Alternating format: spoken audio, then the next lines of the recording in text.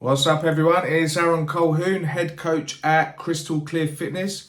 Hope you're having an amazing day and hope you're enjoying this beautiful sunshine but keeping safe as well.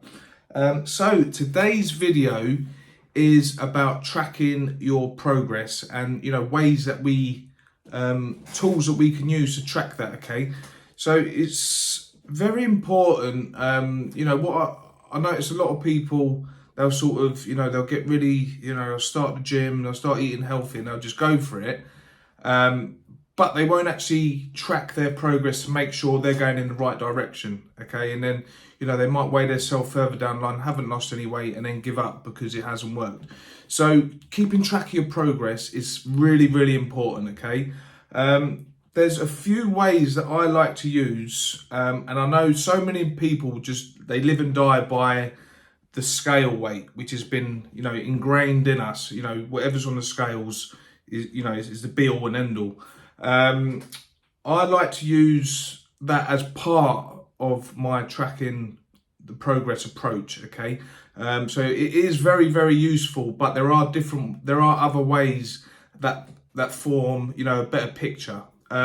So using the weighing scales, okay, number one, and to get a consistent reading on that, I'd say, if you was to pick one day a week, probably Fridays is a good one because, I know people, let their hair down a bit on the weekend. So, Friday, first thing in the morning, before you've eaten or drunk anything is, ideal time, but that'll stay consistent. So rather than one day doing it, first thing in the morning and then on another time doing it last thing in the evening, you're going to have, some fluctuations there. Okay, so picking a time and a day, first thing in the morning on a particular day and weighing yourself.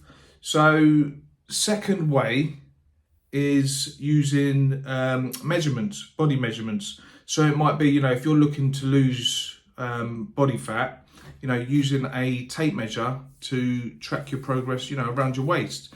So if you can see your waist getting smaller, obviously your waist, if the measurements are getting smaller, your waist is getting smaller. So waist measurements, that can be the same, around, your chest, but waist is a good one. Okay, it's a really good one. The third one is progress photos. Okay, so this is so underrated because when you see, where people often start from and then a few months down the road, and when they look at the photos next to each other, they literally can't believe it. It's like, oh, I can't believe I was like that sort of thing. So, and with them three combined, so you'll have your weigh-ins, you'll have your progress photos and your measurements, you're sure to get a really, really good idea, that you're actually on the right track. Okay, because what can often happen, and this is so often the case, is people start a program. Okay, they might be, they'll be brand new to it. They might be at first losing some body fat, but because they're new to the program, they're gaining a bit of muscle as well. When they stand on the scales are saying the same thing, even though they've lost fat.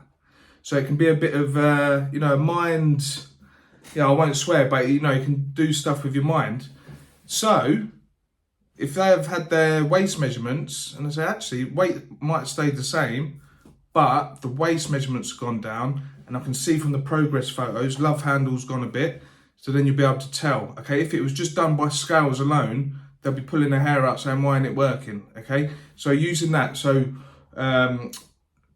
using the weighing scales as one method, progress photos as another method, and body measurements as a third method.